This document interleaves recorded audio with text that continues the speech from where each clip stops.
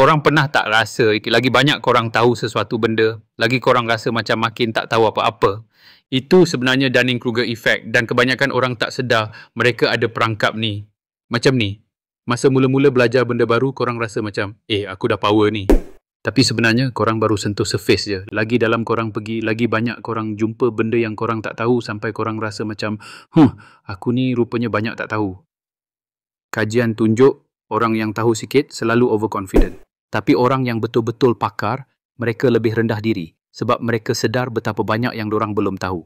Jadi kalau korang rasa tak tahu apa-apa, itu tanda korang sebenarnya makin bijak. Tip dia, jangan takut nak terus belajar walaupun korang rasa macam clueless. Fokus pada proses, bukan nak jadi expert terus. Sebab lagi korang belajar, lagi korang akan nampak growth yang sebenar. Cuba share kat komen, apa benda yang korang sedang belajar sekarang. Jom sama-sama berkembang.